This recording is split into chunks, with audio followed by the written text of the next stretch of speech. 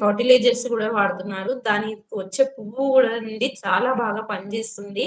మనం అలోవెరా అంటే కలమంద. అచ్చమైన తెలుగులో కలమంద అంటారు. అలోవెరా అని ఇంగ్లీష్‌లో అంటారు గానీ కలమంద అండి. కలమంద చాలా బాగా పనిజేస్తుంది. అది ఎలాగంటే మనకు ఎక్కువగా ఒంట్లో వేడయిందనుకోండి, దాన్ని చిన్నగా సైడ్‌లకి మొత్తం సైడ్‌లకి ముల్లులుంటాయి గదా! వాటిని చేసేసేసి అందులో ఉన్న మధ్యలో ఉన్న ఆ జెల్లీని తీసేసేసుకొని అందులో మనము స్ఫటిక ఉంటది కదండీ! స్ఫటిక బెల్లం అంటారు గదా! అది మనం కలుపుకొని మార్నింగ్, మార్నింగ్ ప్రతిరోజు తినాలండి. లేదంటావా జీలకర్ర. ఈ జీలకర్ర ప్లస్ ఏదైతే అలోవెరా ఉంటుంది గదా! అది కలుపుకొని తింటే ఉడకగా పనిచేస్తుంది గానీ, కొంచెం జీలకర్ర చేదుగా ఉంటుంది గాబట్టి, దాని బదులు కొంచెం జీలకర్రతో పాటుగా కొంచెం స్ఫటిక ఉడకంగా పటిక బెల్లం అనేది కలుపుకొని తింటే చాలా బావుంటుందండి. మనకు చలువ అనేది మన బాడీలో వేడికి చలువ తగ్గుతుంది.